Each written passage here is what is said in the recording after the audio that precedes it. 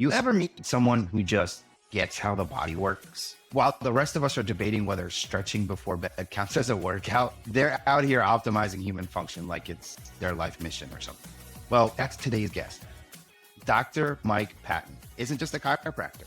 He's a second-generation healer, in my opinion, who grew up watching chiropractic care in action. He took things to another level. At Blue Waters Health Center, he's not just cracking backs, he's cracking the code on root cause medicine, blending functional healthcare with chiropractic to actually fix what's going on underneath the surface.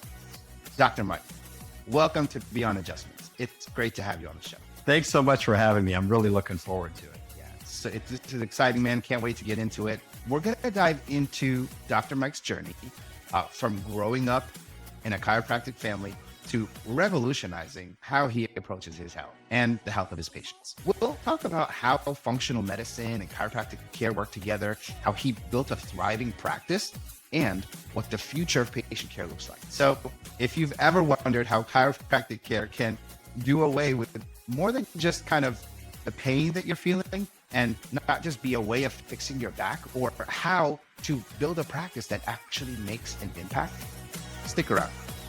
Because this is an episode packed with gold. I guarantee it. Cue that music.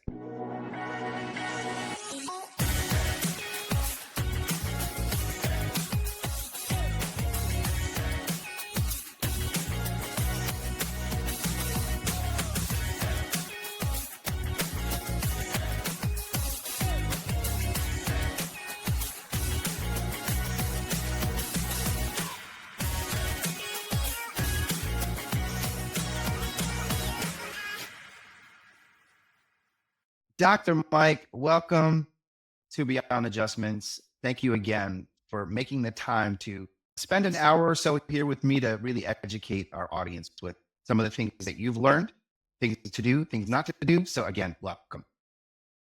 Nav, thanks so much for having me. I always enjoy a little longer format to discuss with people, just to talk and interact, especially about chiropractic and healthcare. Wonderful. I love it. All right. So let's start at the beginning. You grew up in a chiropractic household, right? Am I right in saying that? Perfect. Correct. So was this always kind of the dream, or, did you go through that phase where you thought about rebelling and becoming like an accountant instead, or something like that? Well, actually, I was a high-level athlete in high school. I had a scholarship to play Division II basketball, which I didn't get a lot of play time on the court, but I played for about 2.5 years before I walked away, realizing that I was going to be a doctor and not a professional basketball player. But prior to that, I was actually going to go into computer engineering and make video games because I loved playing video games and strategy and things like that with them. And so that's what I was going to do until I got into my freshman year at North Dakota State University and was in Calculus 2. And I took a test and I scored, it was like 39% or something, but that happened to be a B in the class because it was so hard. Oh, wow. And I was like, I can't handle this much failure. I'm out. I'm not doing this. And I walked away. And interesting enough, it was because I was playing basketball that I transferred to Minnesota State Moorhead. And because I was playing basketball, the coaches made one call, got me into a human anatomy class I shouldn't have been in.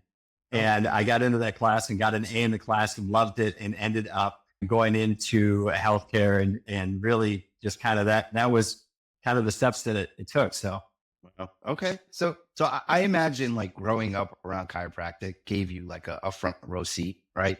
To both what I consider miracles and the challenges of patient care, right? So what's the biggest lesson, I would say, because you were in practice with your father, you did also watch your father do this as well. So what's the biggest lesson you would say that your dad taught you about running a practice? Well, growing up, I didn't pay much attention to it. I mean, but chiropractic was always just like, that's just how we grew up. You didn't feel well, you got adjusted. That was just normal for me. As far as how to run a practice, that came later on when I was in practice with them. And one of his common sayings he said was, take care of the patients and the patients will take care of you. Mm. And that one was always one that hit home big time because it was like, look, do whatever you can to help that patient and quit blaming the patient when they don't get better. Yeah. And look at it Yeah. like if the patient doesn't get better, you're the doctor. Figure out what you can do to connect with them to help them. Right. You're going to help everyone? No, you're not going to help everyone. But you're the doctor. Figure out a way to do it. And I've always that's always stuck with me. Take care of your patients and they'll take care of you. Tell me about your experience with the practice. Because if I'm remembering correctly, you mentioned to me that you were in practice with your father and your brother. Am I remembering that? Yes. correctly? Yeah. So, Tell me a little bit about that. yeah. So I graduated in 2009 and my brother graduated in 2008. So we're about 18 months apart in age. And we graduated a year apart from each other, chiropractic school. We're a year apart in school, growing up all the way through. And so we both had went back to Minnesota and my dad had a practice there. And he started in that practice in 1980. And how he got there is a wild story too, because he started in Redwood Falls, Minnesota, and was the first associate of Dr. Lee and Dr. Furr, the two inventors of activator and the activator technique, if you've ever heard of them. I have. And so it was my father that was their first associate and really learned a lot of practice stuff from them. And from there, he had bought the practice in Litchfield, where I'm from. He went there and he built a new office. And my brother and I had both went back there. And for all intents and purposes, I planned on being there my whole life, and until I realized I hated the cold. It's time to get out. Yeah. So then when you finally decided to create, your own practice outside of, the cold, and you wanted to go to a warmer, climate, what was your vision? Like, how did you want to set yourself apart from the traditional chiropractic offices out there? Yeah. So my first thought was, hey, it's cold. I don't want to be here forever. I don't want to retire in the cold. And so it's like, let's go someplace warm. And so now I'm in Sarasota, Florida, which I absolutely love. I love Florida. It's nice. It's warm. It's sunny. There's beaches. But when I started to think about it, it was like, how can I set up and create a place, a health center that's really looking at a total person? Because when I started into practice, you'd have the person you come in and they'd have a headache and you'd adjust them and they get better. And it was great. I'm amazing. And the next person comes in, they have a headache. You adjust that C1 again, just like you did the previous one. Everything they presented with was the exact same. And they get off the table. I'm no better. And you're thinking, well, what in the world? So the next step is logically to go into the nutrition, and then it's to go into whatever areas you can to try to help that patient. And what I'm developing here, because it's only been 2 years so far, is I'm developing a way to look at a total person, kind of their mind, their nutrition, their physical structure, to figure out where that problem is, and then to help them deal with that problem. Got it. So, all right, I'm going to throw a little bit of a challenge question at you. So looking back, what was the hardest challenge you faced in, building your career and kind of what you got through it? The first thing that comes to mind is admitting that I don't know. And so I'll expand on that. You come up to a patient and you have no idea what to do. And a story that sticks out, really what set me on the trajectory where I am now. It was my first year of practice, between my first and second year of practice, and I had a patient come in and I still remember it clear as day. He had lower back pain, right side, right over the sacroiliac joint on the right. And now it'd be super easy to fix. But at the time I was struggling. I adjusted him about 3 times and he had no change. So I went back. It was his 4th visit. I went back and got my father. And I said, hey, Dad, can you come look at this guy? He's not getting better. I can tell he's frustrated, and I don't know what to do. And my dad walks in the room, talks to the guy for a second, finds out they're both kind of in the military about the same time, lays him down on the table, says, oh, there it is, adjusts him. The guy gets up and says, I'm better. He's like, holy cow, that feels better. I don't have any discomfort. Like, what in the world did you do? And so we go back to my office and we're sitting there talking and I'm like, what'd you do? He goes, well, I used the Thompson technique. I'm like, well, that's what I used. And he goes, well, I found a T12. I'm like, that's what I found. He goes, well, I adjusted the anterior, the A to P adjustment. I'm like, that's what I did. I sat there and I watched you do it. And it was everything I did the first 3 adjustments. Why didn't he get better with you and not with me? And he's like, well, you really didn't have a good answer for me. And it was because he couldn't really articulate why that patient got better that set me on a journey to figure out why chiropractic works when it does and why it doesn't work when it doesn't work. And to understand that mechanism so you can, but it's without saying, I don't know, that kind of path can never happen. Got it. Understood. So, yeah, I think as far as admitting that you don't know something, it doesn't matter what profession you're in, even in your own personal life, admitting that you don't know something for some people could be pretty hard. But in the chiropractic profession or just healthcare in general, I think it's important that you actually admit that you don't know, only because it's really for the betterment, for the care of that patient. So I love that that's, what you talked about, because there's practitioners and physical therapists and all these different types of professions out there, and chiropractic included, will claim that they can help no matter what, right?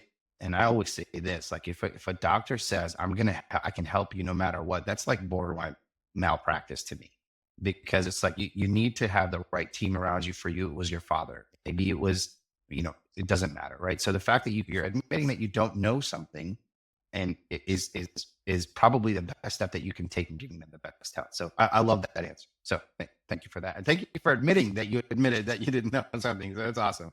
That's good stuff. Well, Okay, so yeah, go ahead. Yeah, I was going to say, like, because on a mental plane, and this is part of the journey, is I had to go through and learn a lot of psychology and how that brain works. And when you for sure try to make up an answer and it's not true, you immediately stop any creative thought to find an answer. But the moment you can say that I don't know, that allows kind of that spirit within you, that innate intelligence, to start to go crazy and try to find a solution for you and kind of bring that into your life. And so it's so powerful to say, I don't know, because now you have the opportunity to actually figure out the answer. Yeah. Instead of stumbling and just trying to think of the first thing you can think of, and then, it would be the wrong thing in some cases. But yeah, I love that. That's good. That's good. All right. Let's talk about what makes your practice different. So a lot of people hear chiropractic and just think about back pain. At least I was one of those people for a long time. But you take it beyond that. What or why did you decide to integrate functional medicine into your approach? Well, there's a number of reasons. One of the reasons is we don't actually compete with each other as chiropractors, although many don't see it that way. And when you start to understand we don't compete, you also have to find out, like, what makes you tick and what brings you joy when you're practicing. And for some people, it's just a low back, and they love to get they love to get all their different machines out and put people in traction, and people get better doing that and they get great results. And that's great for them. And I love those docs. And for some people, it's an upper cervical technique and they only want to deal with upper cervical stuff and headaches and vertigo. And that's fantastic, but that's not me. And so once you find out, like, really what makes you tick, and for me, it's like really getting people to deal and face their junk. But in order to do that, in order to help them heal at the deepest levels, I had to set up a clinic that was so constructed that they knew from the beginning that I was going to get into all areas of their life, like pretty much no questions, like off topic. Yeah. And so it gets set up with all my stuff's electronic. And so their intake forms are electronic, and they get like 500 questions that are all about their body, all about their symptoms they've had in the past. And it breaks it down into different systems and their history and what they've had in their family history, and, surgeries and medication, all these different things. And then there's another section of it that comes that's really focused at their personality. Like if they get angry, if they have any sort of depression type stuff, and even their biological urges to self-expression or self-preservation or a herd or gregarious urge, like they like to be around people. So they're starting to see that I'm asking deeper questions than just, does your lower back hurt, but really getting at who that person is. And then when they come in for that first visit, and as I examine them, they also get a 24-hour integrated urinalysis panel. I call it the IUP. And I stole that term from my buddy, Dr. Sean McCaffrey. He's the one that came up with it. But that integrated urinalysis panel, what that does is it shows how that body's handling stress, but it also gives me a window into that person's diet and lifestyle as far as nutrition and medications and all that's concerned, because I'm running a test, and it's not something that really that their medical community is going to run. And no other chiropractors are running around here either. There's some out there that run it because of my unique training with Dr. Howard Loomis Jr. and Dr. Sean McCaffrey teaching me how to understand and read this test. And it reads more like a story. Now I can take their body, and I have all of this history and kind of a personality, what they are. But then I have this integrated urinalysis panel that's giving me a picture as to how, they're breaking down food and how they're eliminating waste. And you can correlate it back into their spine and give a logical reason as to why we need to treat lower back or between the shoulders and the thoracic region, or why we need to adjust an atlas. And we can see and play wrong with that, but also just ask questions like, why do you hate your job? Or quit eating so much sugar. I love your intake process. I'm sure some find it annoying, just for the record, just because you probably have a ton of questions, but I love it because you're being thorough. But that said, man, even with your IUP, I'm sure a lot of patients will come in with, more questions. But and specifically, and I'm kind of thinking how I would think about it, specifically around kind of functional medicine. So what's like the biggest common misconception people have when they hear functional medicine? Well, first we need to define terms. That's one of the biggest issues, because I saw someone on a Facebook post the other day down here in Sarasota ask for an integrative, functional, holistic doctor. And I'm like, I don't even know what they're really asking for. Yeah. Because they're just taking terms and throwing it together. Yeah. And this is the way I work with a lot of patients too. I'm like, hey, look, we got to define our terms, and we got to establish a starting point before we can ever really get to where we're going. If we don't have a starting point, we can't get there. And so we look at integrative, and to me, an integrative, you go, okay, so integrative, are you talking about integrative with other doctors? Or are you talking about integrative in an approach where you're using different supplements? Like, what is integrative? Modalities or whatever. Yeah. Right. And then we look at functional, and I'm going, okay, are you talking about functional in a function of the limbs and function of the tissue and more of like a PT type sense? Or are we talking functional more internally with our organs and our systems, making sure they're functioning properly? Because you can be a functional doctor and prescribe drugs, and you can be a functional doctor and prescribe supplements. And so it really depends on what a person's getting at. And then when I look at holistic, I define holistic different than functional. Functional, I'm saying that person's looking at the function of, say, a thyroid gland. Holistic, I'm saying you're looking at the thyroid glands off, but what is that in relation to the rest of the body? Right. I'm sure they weren't thinking all that. No, they were not. They are not. But I always like to define the terms, because now it gives a clear picture of what they're actually looking for. Right. But if somebody was looking for a functional medicine doctor, what's an inaccurate view of what that is? When they're looking for a functional medicine, typically they're looking for someone to tell them what's going on with their thyroid or liver. Those are usually their two main ones. Or they have an issue with their bowel or stomach. Usually you get into gastrointestinal stuff and hormone stuff when it's functional. That's just my take on it, what I've seen. Yeah. And they're looking for someone to improve the function of that organ or that problem that they have. That's what they're looking for.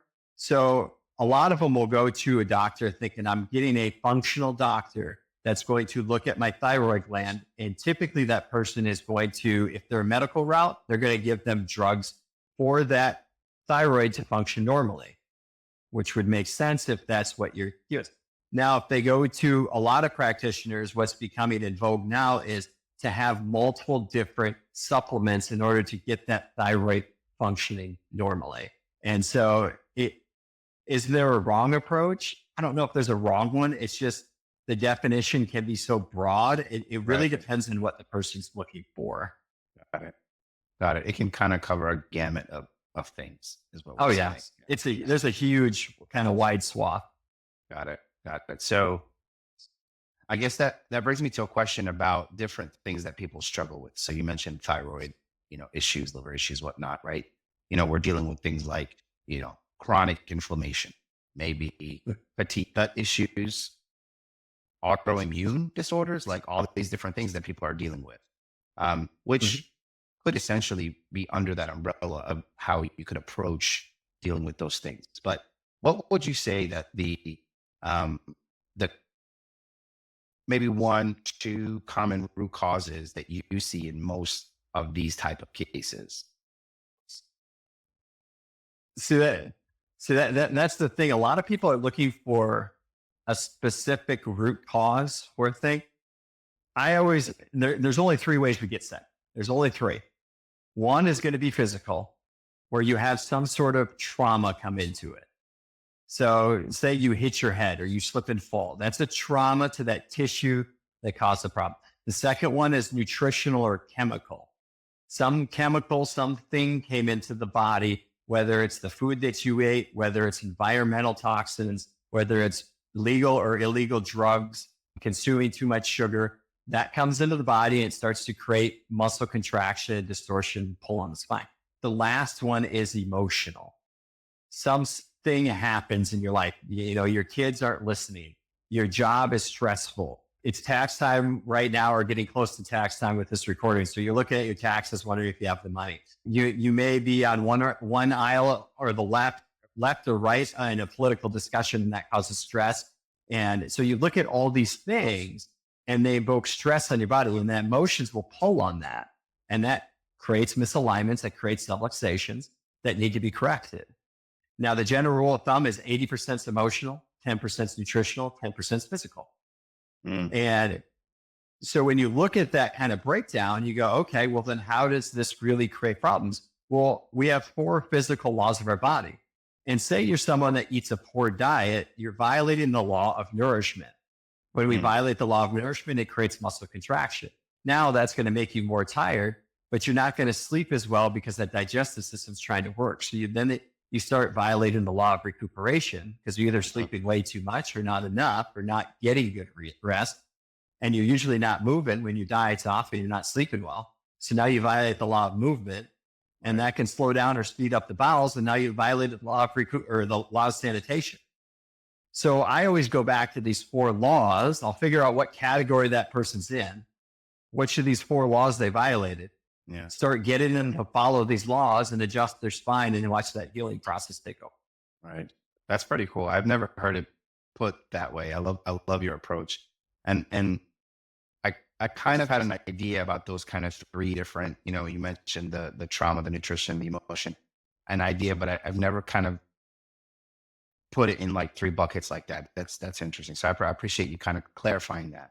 So you're big on advanced diagnostics, right? You talked about, technology, all that fun stuff. What test or tool that you use that might have completely changed the way you treat patients?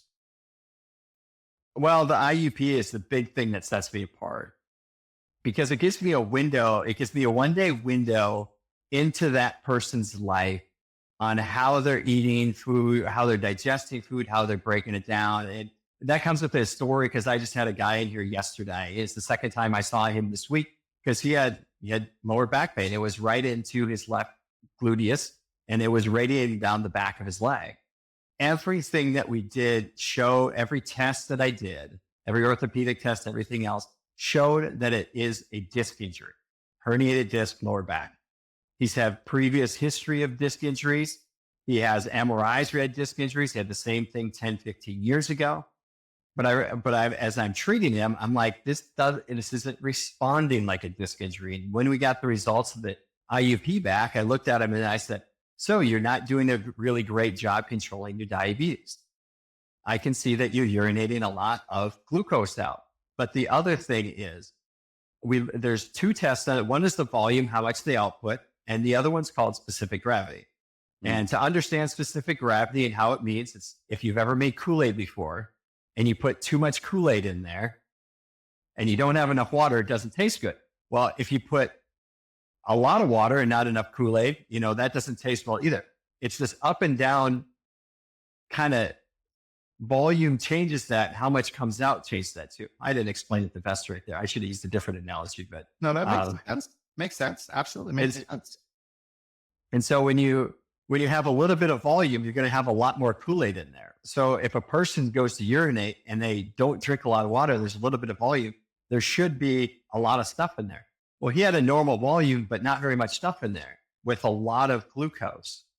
And so that should be way up there. So I'm like, look, you're stressing the crap out of your kidneys. These things aren't able to do their job. And when you start to correlate where do the kidneys innervate at, it's right around T12 in that area. And then you start grabbing what other muscles are in that area. Well, immediately you go to quadratus lumborum and a psoas muscle. You get in the front and the back of that, and that's going to pull up on that hip, especially on that side. So immediately it's like, dude, we got to change your diet, but we're going to help you and support those kidneys. And that was Monday. He changed his diet over the weekend. He came in Monday, felt a little better. Came in yesterday. We put an enzyme to help start strengthen his body up. He came in yesterday. Goes, pain's virtually gone. Wow. That's awesome, man. And So the IUP, go ahead. Yeah. And it's because we could see that on the IUP, that it's the stress on the kidneys creating that muscle contraction because he's eating poorly. So I can adjust him all day and it's not changing it. So the IUP, is it like a proprietary thing? Like, is this something that other DCs can learn and get their hands on? Like, how does that work? Absolutely. So the IUP actually comes from Dr. Howard Loomis Jr.'s work, and that's through the Loomis Institute. And they teach how to read it, although I don't believe they teach how to read it as well as they used to back when I learned it. And I learned a lot from talking with Dr. Sean McCaffrey. He's the one that owns the lab. It's McCaffrey Labs out of Springfield, Illinois. And him and I had tons of discussions, and we go through it and look at it, analyze it. Why does it show up this way? Why do things happen like this? And what does this mean when we see this? And it is through running thousands of these things that I've gained experience doing it. Now, someone's like, hey, that sounds cool. I want to incorporate it in. They're always free to call me and be like, hey, what do I do here? I'll tell you. I have no problem helping someone out. But it's through that you can see this is where the stress on the body is. And until I get this individual to change his diet, it's going to take a lot of adjustments in order to get this settled down, because he's literally feeding the bear by eating just too many carbohydrates and too much sugar. No, that's all. The fact that you're offering your help just kind of tells me where your heart is, man. So I appreciate that. And I'm sure DCs will reach out to you now they're seeing this. So, but a question more related to kind of your everyday folks, right? Like myself. And I like to ask this of all the chiropractors, because I feel like if people are kind of tracking this and watching the episodes, they can get something from each one. But if you could build just one kind of daily habit to improve, I would say, long-term health, what should that be, or what could that be? Just one. Concentration. Elaborate a little. What do you mean by that? I knew it would be more. I knew it would need more elaboration. All right. So concentration, and all right, let's see how to explain this. So our innate intelligence is that subconscious mind that's within us.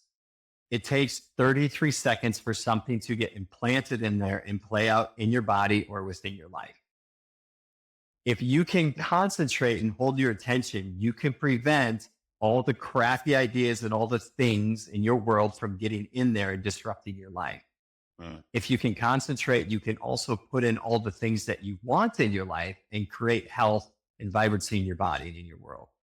Concentration is by far the most key thing to any health thing that's out there.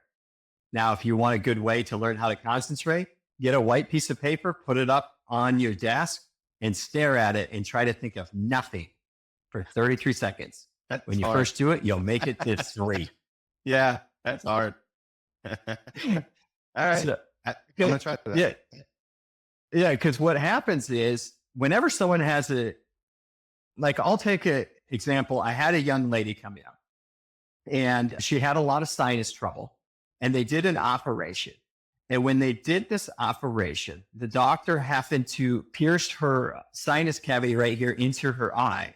And it caused her entire eye socket to collapse. And she went in and had to go get surgery and they put plates in all around her eye. And so now her eye's a little bit different shape. And she started to develop a lot of neck trouble and upper back trouble.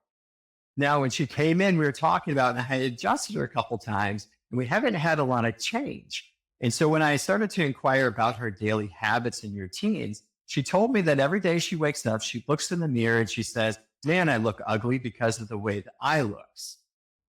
Now, her concentration is focused on how ugly she looks and it creates muscle contraction. So I can adjust her every single day and it's going to be the exact same subluxation complex until I get that idea out of there. So what I did is I looked at her and I said, well, it's better to be ugly than stupid. You can fix ugly, you can't fix stupid. Okay. And then, so she wakes up and she starts laughing, thinks it's great. And I'm like, look, if someone's stupid, there's no hope for them. If you're ugly, yeah. And I told her, I said, look, you can go on a date with someone. If they're ugly, they can have a great personality. You still want to be around them. But if they're stupid, you don't want to be around someone that's stupid, no matter how good they look. True. Very so true. Then she laughs about it, thinks it's great. The next morning she wakes up. What's the first thing she does? She goes to the mirror. She looks in there, goes, "Man, I look ugly. What's the next thing that follows? But at least I'm not stupid." Guess what happens to her neck? All the chiropractors she's been going to the last 2 years and couldn't get it to hold. It starts to hold. She came in here this last week telling me how much she got her life back. Wow. She can actually exercise again. She actually feels good again. She wants to go out and go on dates again, and how her whole world is changing, all because we changed one idea and we changed her concentration from a negative thought to a positive thought. That's amazing. That's amazing. See, I love your approach to all this because it's not narrow. And I also firmly believe that, a lot of the stress that we hold and a lot of the issues that we have with our neck and our muscle tension and all that really comes from the way we process our thoughts, the way we kind of, walk through our day, the way if we kind of take control over a negative thought or not, right? All these things kind of add up and build up. And I strongly believe in that because I've experienced it, right? When I was in a negative mindset, my back is tight, my shoulders are tight, my neck is hurting. I have these aches that I can't explain. But, and for me, it's more of my faith that gets me through it. But when I can pray in a sense and say, you know what, Lord, I'm in a place where I just can't get out of this funk. And I need a logical mindset. I need, and so on. And if I do that, I actually see a difference from the care that I'm receiving, whatever that care may be. So I strongly believe what you're saying as well. So I love that. All right. So go ahead. Did you have a follow-up? Well, I can keep going on anything all the time. So you can take that and you can say, hey, there was someone that said, take every thought captive. That's right. Make it obedient to Christ. Okay. So you take that idea and then you go grab another idea that says the power of life and death is in your tongue. That's right. But when people say the power of life and death is in your tongue, before you can speak, you have to have an idea. Right. Yeah, that's right. So you have to you take every thought captive in there before it ever reaches that tongue, because that tongue is going to direct the rest of your life. Absolutely. And so it's literally said there, and there's laws that exist on the mental plane as well. And when we get shifted into a negative frame of mind, that comes because there's a law of rhythm I mean, just go look at the Gulf when I'm there. I go down there, you can see the waves coming and going. You can see the day and the night. The moon's going to come pretty soon. There's a rhythm that's built into just all of creation. It's built into seasons. That's right. And it's built into us. And so we will ebb and flow between the negative and the positive. It's when you're in that negative mindset, you got to ask yourself, what got me here? Yeah. Because if there's a creator that put this all together, then it's not an accident that I'm here right now. And I'm supposed to learn something from this. And then I can take that and move forward. I love that. So I can sit on this topic for the rest of the podcast, but we do not have that much time together. So I need to move on, but you know what? I'm loving how this conversation is going. And I feel like if we pick a topic and did a deep dive on it, we could fill an entire show with it. So we'll talk, man. We'll connect again after this, but okay. So I want to talk about the business and, of chiropractic and, scaling your practice. Yes, you're 2 years old ish, but you've also been doing this for a long time. So, running a practice isn't just about being a doctor. Mm-hmm. You have to be a business owner too. So what were the biggest growing pains you faced when you were first starting out in the new practice, in the one that you're currently in?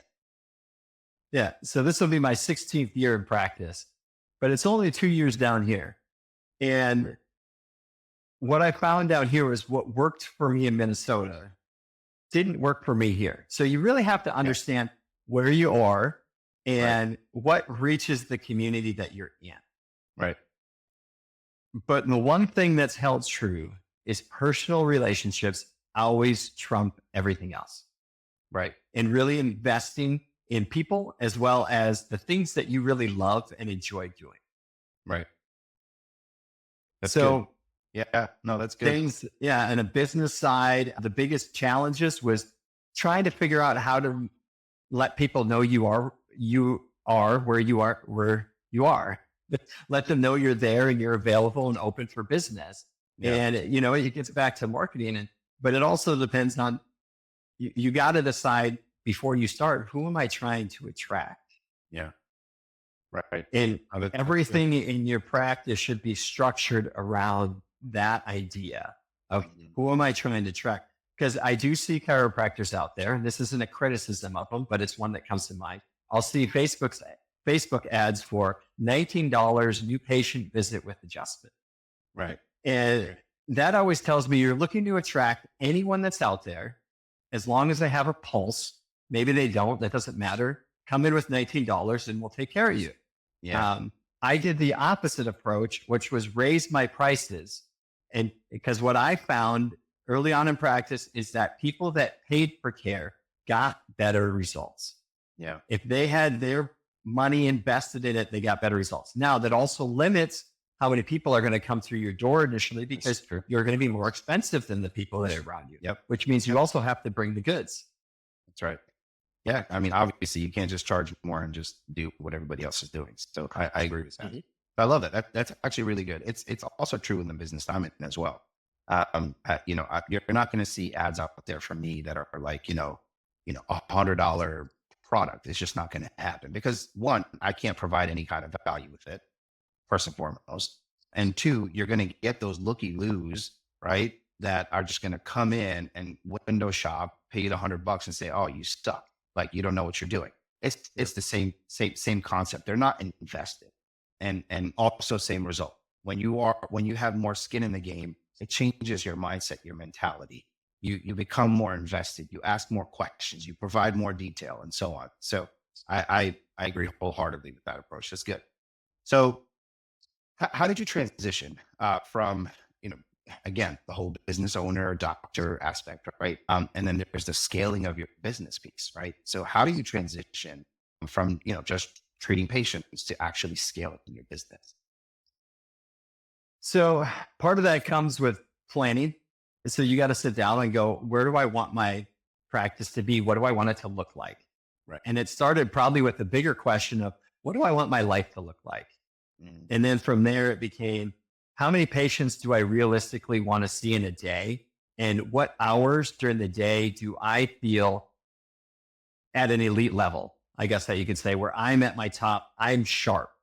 Mhm. And so that's how, so I structured my first, how many people do I want to see a week? That's going to be how many hours I'm going to work each day.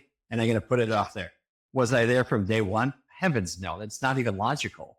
But I already built the structure that I wanted from the beginning. Now it also means you have to adapt as you go, but I know exactly what my target is, what I'm trying to do, how long I'm going to spend with patients, what the process is going to look like.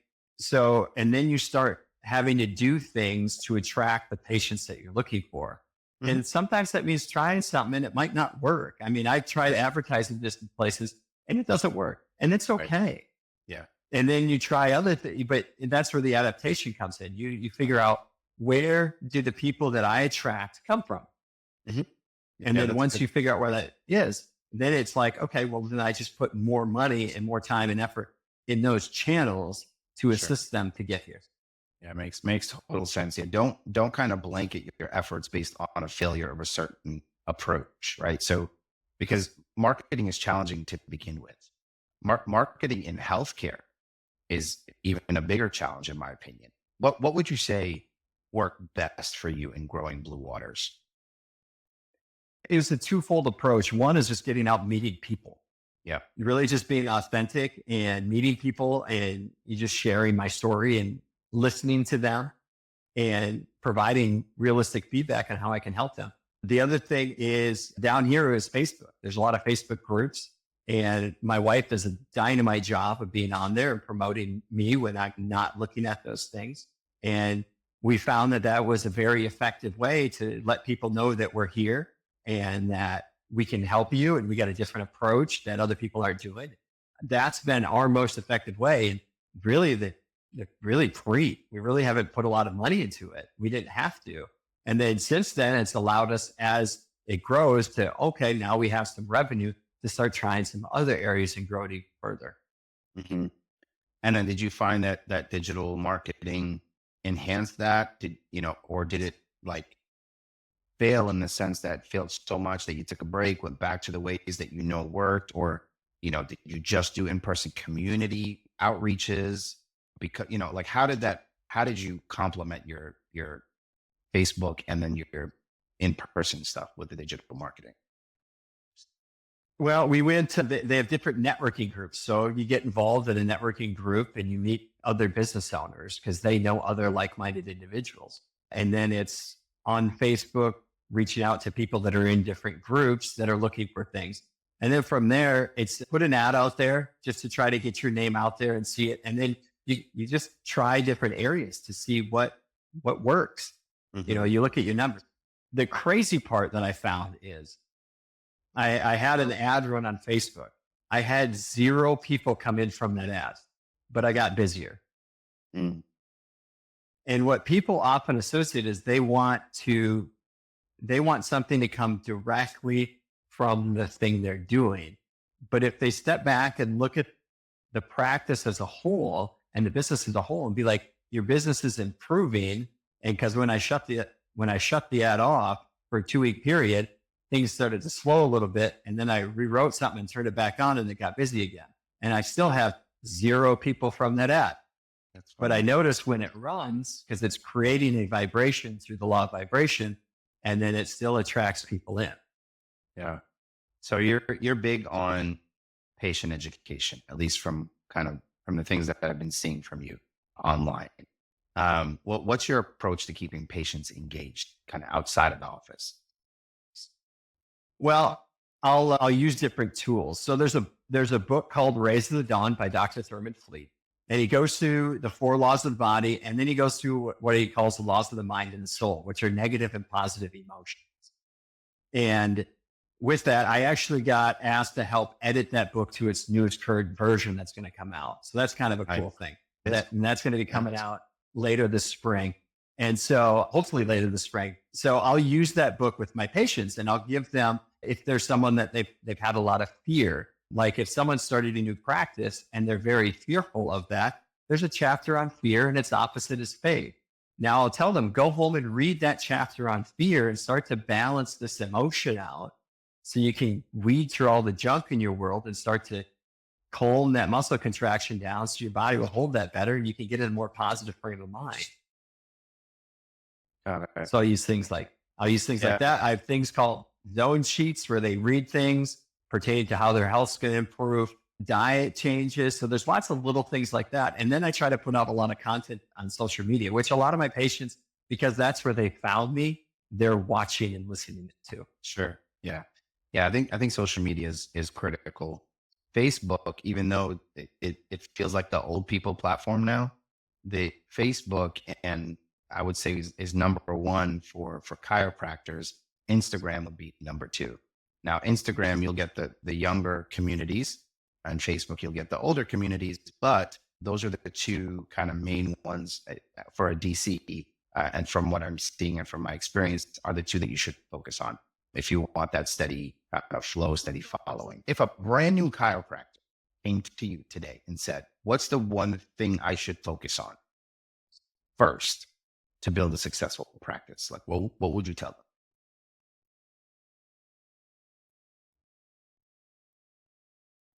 Change yourself. Tell me more. I'll expand on that because I had to think about it for a second. I would be willing to change yourself because you have to evolve as a person to become a better healer. And that's one of my dreams here is to have, and that's what will happen in the future here, is to have other doctors come in here out of school or very new and then teach them how to do this.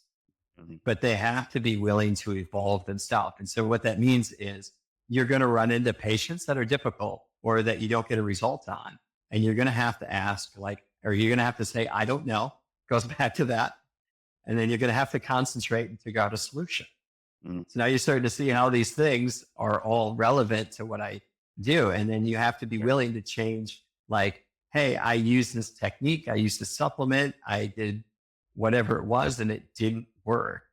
And you have to face a lot of your own junk in order to do that, which means you have to exercise every day, which means you have to eat the diet that you're preaching to your patients, means you have to go to bed and get your rest, means you have to make sure that your sanitation, you're taking showers and you're got your bowels straight.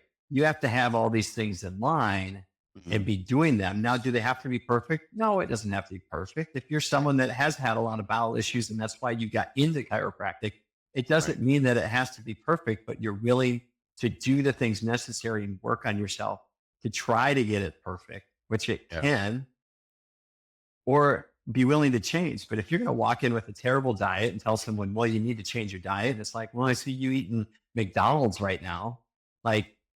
It loses this vibration with the patients, this vibe with them, that it just becomes off as insincere. Sure. Yeah. That's actually a great segue into kind of the next topic I want to cover, because to me, change is the only constant in life. And if we're not always changing, we're stagnant. And if we're stagnant, we're walking backwards and we're just not advancing forward. And I associate change with the future, because if we're not constantly changing and evolving, again, standing still, but if we are, and we're open to changing ourselves, our thought patterns, understanding things better and so on, we're actually working towards a better future. So that said, I want to kind of shift our conversation into the future of healthcare and chiropractic. So first question I have for you is regarding functional and integrative medicine. I know we said that it's a wide, yes, but more in the sense of where is it heading, like in the next decade? Where do you see the future of it? So the word that you're looking for that came to my mind was becoming. You're either becoming healthy or becoming more sick. Where I see medicine heading or becoming, you're going to see AI come in and be able to do what a lot of medical doctors can do. And my personal opinion, and I could be totally wrong, is that we're going to see AI take over a lot of these doctor visits. And it's because they can load in a patient's total history and they can load in every study that's ever done. and then have someone come in and type in a couple things. And they won't even have to type at that point because it'll be voice recognition. They'll come in and they can even talk to a computer that's loaded that way. And they'll have a doctor overseeing 10 different computers and just quickly review it and make sure it's not crazy and then send. And you won't even really sit down and talk to them much anymore because they'll depend on AI. That leaves chiropractic in a fantastic position because AI cannot adjust a neck. AI cannot adjust the lumbar. With that said, chiropractic has always been we have many factions within chiropractic. We have people that want to do more physical therapy rehab. We have people that a big push seems to be to get a lot of these DRX 9000 machines and just get low back paid people and get them to sign up and then just help them out, which is great. You can have a nice practice that way, but they're just focused on lower back. And then you have a population that wants to get into drugs and treatment like that, which I don't agree with. And I don't think drugs should ever be in chiropractic. It's the antithesis of what we actually do. And then you get into supplements, and you have a lot of practitioners that are going to just supplement. But to me, they need to get back to what is the root of chiropractic? And that's just to actually adjust the person, just to adjust the spine. And a lot of these groups, I only see it becoming more varied. We're going to see more variation in chiropractic, more different things that come out. We'll see different modalities, different things, and they'll just keep getting into smaller and smaller factions. Right. What they all need to look and recognize if they really want to move everything forward is, look, the basis of what we do is adjusting. Mm-hmm. Even if someone does supplements, guess what? Adjusting's first, supplement is second.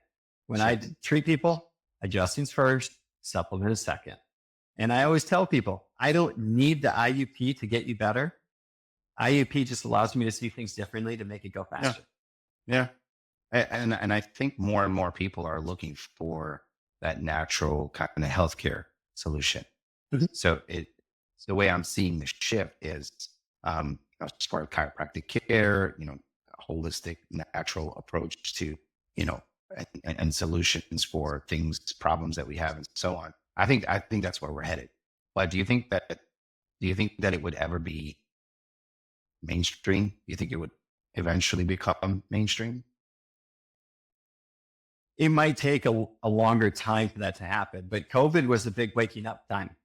To be honest, COVID was a big question because here you had a mainstream medical community that argued that they're 100% scientific and there's never any fraud in it at all, saying that they magically have a vaccine after 4 months after it's created with all the safety testing. Right. Like that bypassed all logical reason. And they said it was 100% safe and effective. Now, this isn't even me interjecting my thoughts. This is just literally what they said. Yep.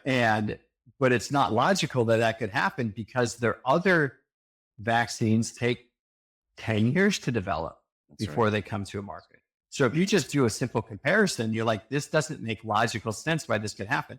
And that, in what it does on a mental plane, is the self-preservation urge that's already heightened because of COVID now makes all these people that it's heightened now get fear of, wait a second, this didn't go through a normal testing process. How is this safe for me? It invokes fear. Now fear places distrust in the entire medical community as a whole. And they start to question, well, why am I on this medication? Why am I doing this? Why am I doing that? Why am I going in every year? And whenever they start to ask questions, you generally get your answers. And so now they're wondering why I'm putting poisons and toxins in my body when I can be using more natural meat. What's more natural than chiropractic? I can't think of it because you don't put anything unnatural in your body. Right. And so it's a nice shift that's happening. I'm seeing it more and more. I think it will continue that way. And that's a very good thing to get back to innate intelligence, doing what it does, the heal, repair body. Yeah. All right. So big question. What's next for Blue Waters Health Center? Like any exciting new services, big plans on the horizon? So Blue Waters, it was named Blue Waters Health Center because I wanted to eventually become what it will become is a place where people can come to when they have crap they can't figure out. And with that, it's going to become a place where I teach the IMDCs how to do this. But in the meantime, I'm continually growing and expanding that. The next step is really just really new is the creation of a Facebook group called CT Applied for Healers. And what that is concept therapy applied. A lot of what I do is concept therapy work. The Dr. Thurman Fleet, he started that back in 1931. He had a very big movement and he died in 1983. And it's using his work and his approach. And I owe a lot to the way I think and the way I process and how I treat patients to his method. And so it's to teach people when you have a patient come in, you got to figure out, is this a trauma induced? Is it chemical induced? Is it emotional induced? And then what to do next. And realizing that in the back of all of it is suggestion that really kind of gets things moving. And to teach people how to utilize that in a clinical setting, in a real world experience. It's kind of like my patient that had her just kind of surgery and deformity in her eye there. I used suggestion to give her a different idea, and that allowed now the adjustments to hold and her to get better. So it's a Facebook group that's designed to help people to see like, how do I do this in a real world setting so I don't get frustrated with my patients? Yeah, that's awesome. So, okay. I love where you're headed. And I think the ultimate kind of goal or where I believe you're going to end up based on what you're telling me is going to create a much larger impact, not just your community, but communities, across the US, because you're going to be training DCs to do this and they're going to go off and do it in other areas of the country, other areas of the world. So I love where you're going with this. All right. If you had unlimited resources today, I gave you a blank check. Here you go, Dr. Mike, to invest in your practice today. What's the first thing you'd implement? That's a good question. I have no idea. Because honestly, I love the practice I have right now. And I love the growth and the way it's going. A lot of people think that they want explosive growth. But I had a mentor tell me, Dr. Shar Maddox had told me that, and he's not even a chiropractor. And he told me when I started this business, he said, well, things that grow fast in nature tend to be weeds. And what do people do with weeds? They pull them and they die. He said, you want to be like an oak tree. You want to establish your roots. You want to grow nice and slow because they last for long periods of time and they're strong. Yep. And so when I look at it, it's like, if I had all the money, what would I do different? Well, the only thing would be advertise more, but then that would draw in more people, which would be great and what I ultimately want. But then the question becomes, well, am I ready for 200-300 people a week? Right. Probably not. I don't have the systems in place yet. Right. And it bypasses the natural growth. And you want the natural growth in the practice to be able to catch all the little hiccups in the way, all the little thorns that you might encounter in order to create a nice, smooth process. So when you get to the place that you want to be, all your processes and your systems are there and you can handle it without any trouble. And it's the next logical step along the way. Yeah, I love that. I wholeheartedly agree with every word that you just said, specifically about the weeds and the oak tree, because that's exactly how I built my business. Laying the foundation of something, or like think about a house, right? When you're building a house, if that foundation isn't strong, if it isn't built right, it's not going to stand for long, if at all. And then also the foundation and the structure takes a lot longer, right? Once you see that foundation go in, all of a sudden a house appears, right? Towards the tail end of that build process. The same thing with a tree. The roots take forever. Like it's a longer process for the roots to kind of sit themselves in that ground and grow out and wide so that it can hold itself up when it starts to grow. And it's the same thing with a business. It's the same thing with anything that we do, honestly. If we're trying to get quick results, weight loss, for example, I've experienced it. The quicker I lose weight, the quicker I gain it back. But when I'm on a regimen, the right diet, we'll call it, I hate that word, but if I'm eating the right things and I'm going, which is what I'm doing currently, actually, I'm in a health program with my chiropractor, but I notice a very slow progress, but it's sticking. It's creating a better foundation, a healthier body, no fog, all that stuff. So I wholeheartedly agree with what you just said, but love that. All right. What keeps you inspired, right? Because it sounds like you have this motivation to keep going, keep innovating and growing your practice. What keeps you inspired? The question that started all of this, what heals? Mm, When a doctor, practitioner of any sort truly looks inside and says, what heals? And realize that they have no freaking clue, then they're actually free. yeah. Because you can allow to come in what truly heals. Because there's a lot of people that says, oh, this supplement, this does it. Okay, well, you get this supplement and they're like, take calcium, it goes in. You can see the action it does in the body, but it doesn't heal. It in itself doesn't heal. And then you look at an adjustment. Does adjustment in itself heal? Well, you put a bone back in alignment. Well, and something else has to take over for it to heal. And so you get, when you really ask yourself what heals, and you start looking at that, and you start to understand and just get a glimpse of what it actually is. Mm-hmm. I mean, that'll keep you busy for a lifetime. And then you try to figure out how you can do it better and better and better. And that's what it is. For me, it's a never ending game of how can I help someone heal faster and better from what they have and change their whole world. Love that. Love that. All right. So then how can listeners connect with you if they want to learn more? Maybe a DC wants to reach out, or maybe somebody wants to book an appointment. What's the best way to do that? Yeah. So if you're wanting to book an appointment, the easiest way is you can go on bluewatershealthcenter.com, and there's a big book appointment right there. There's a big button there. Hit that. It'll take you to my page to do that. And you can, if you're someone that's virtual and you're like, hey, I've never heard of this IUP, I could ship it to you, and we can run one in a different state, and we can run it, and we can treat you just nutritionally from a different state. If you have a great chiropractor you're working with and they don't run it, we can do it that way too. So that's kind of a neat little thing that we can do, is nutrition from a distance too. But if you just want to reach out, you have a question, comment, moral outrage. No, I'm kidding on that last part.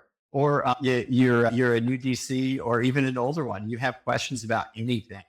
Find me on Facebook. You can go to Blue Waters Health Center on Facebook. Go to my personal page too. Either one's fine. I'm on Instagram, Blue Waters Health Center there.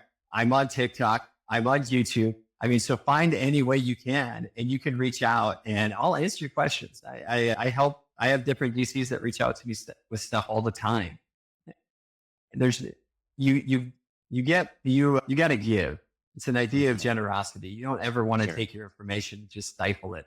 And so of all the stuff, one of my mentors, Shar Maddox, he's been a really big influence in my life and is also how I practice now. And he's not even a DC. And the amount of conversations I've had with him over the past 5 years, and he's never charged me a dime, never once. And I take that same idea that if someone is truly seeking, if they're truly looking for answers or help, I'll bend over backwards to help you any way I can, because you're honest and you're sincere. I'm not going to charge you anything. There's some DCs out there that want to charge you an arm and a leg just to have a phone conversation. Get off your high horse and come down and talk with the rest of us. Yeah. I love that. Yeah. Thanks for wow, that's blunt, but it's so true. That's awesome. I love that you said that. Okay. So we talked about concentration earlier. So I have another challenge question for you. So we're going to kind of stack a little bit. So for anyone looking to take control of their health today, like what one habit they can start today that will make a massive difference over time. So concentration, right? We're going to concentrate. We're going to work on that. What's something else? Well, I could walk you through how I look at food, because this can change how you eat immediately. And I'll explain it just like I'm explaining it to my patients. So there's a law of nourishment. I always go over it on my second visit with patients, because it's the one that's the most violated. And so this comes directly out of Dr. Thurman's Fleet's book, Raising the Dawn. There's 4 categories to this law of nourishment, 4 categories of food. Now, these are big, broad pictures, but we're looking at how food changes you, not necessarily is it good or bad, just how it changes you when you eat it. Because food isn't just fuel. It fundamentally changes us and who we are. So we look at the first category. The first category is builders. Builders are going to be all your proteins and your dairy products. So your chicken and your beef and your fish and your dairy products fall in that category. That's generally going to be your builders. So think of it like building a house. If you don't have any 2x4s or any steel or anything like that, you have no structure to build it from. The second category are your eliminators. Now, your eliminators are things that pull waste out of your body. They dissolve your fluids. So think of it going in after the builders. And the builders created this nice, beautiful house, but they left all these little pieces all over. They go in, they pick up all these pieces and take them out. That's all your fruits and vegetables, but not your corn, potatoes, or bananas. They're a little too starchy for that. And then your third category, those are your lubricators. Think of Tin Man and the Wizard of Oz, if you ever seen that movie. You don't have oil, it doesn't work. You get oil changes in your car, otherwise everything seizes up. If you ever put oil on your hands, it's nice and smooth. We need oils in our body to help those joints move. That's your olive oil, avocado oil, nuts and seeds, avocados and stuff. The last category is your congestors. If you ever been congested and you've been plugged up or you're in traffic and congested, it's just not moving. So if you're all congested and plugged up, those foods, a part of that category, are cookies, candy, soda, alcohol, crackers, pastas, breads. All those things fall in that category. See, none of the categories are bad. But when you look at a plate, you can instantly know how that body's going to change or how that food is going to change you. Because if you get a burger, fries, and a drink, you have two congestors, a builder, congester fry, congester drink. What's it going to do? It's going to build you up and plug you up. And so now you have a visual picture of how food changes you when you eat it. So if you have a steak, asparagus, and strawberries, you know that meal is going to build you, take away all your waste, and you're going to feel better when you eat it. And that is a tip that everyone could have right now going, now when I look at a plate, I know what it's going to do to me. I know that I want 1/3 builders, 2/3 eliminators. Use your lubricators and you will be healthy. I freaking love that, man. That's the coolest thing I've ever heard. I've never looked at food that way. So that's pretty cool. The good thing I have a recording of it. So I'm going to go back and watch this again and take even more detailed notes. So I appreciate that, man. What would be amazing? Yeah. What would be amazing is you'll think about it later and you'll be able to remember it because I put such good pictures in there. Yeah. That's what I'm saying. That's what I love, the visuals. So, and then when you look at, now I didn't say the congestors were bad. And that's what a lot of people think. They're like, it's bad. I said, no, it's not bad. I love pizza. You want to talk pizza? We could have a whole podcast about pizza. Which is the better kind? Detroit or Chicago or Margarita or New Haven, New York. I mean, I love pizza. Yeah. I'm not going to quit eating it, but I know it's largely a congester. But when you know it's a congester, it's going to plug you up. You can immediately go, what do I need to do in order to balance out the congestion? Well, I need lubricators and eliminators to get rid of it. So then I should eat my fruits and my vegetables so I can balance out this congester I put into it. Right. And then now you can balance your food and you can maintain health. That's so cool. I love that. Well, Dr. Mike, I mean, this has been awesome. Thanks again, man, for taking the time out to chat with me here and just dump a lot of knowledge on us here. Really. Oh yeah, no, this is fun. I enjoyed this. I love getting and talking and sharing stories and just giving people a different perspective on chiropractic, that what has really been out there or what they've been presented with in school. Because oftentimes in school, they're presented with such a medical approach that they forget that there's a person there and they're hurting. And they really don't care how you get them better as long as you get them better. Yeah, we covered everything from chiropractic to functional medicine, from patient education to scaling, right? A successful practice. I got to say, if more doctors took the approach that Dr. Mike does, we'd all be walking around with better posture and a whole lot fewer mystery symptoms, in my opinion. But Dr. Mike, thanks for sharing your expertise today.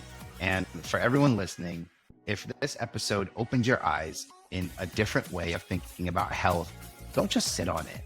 Take action.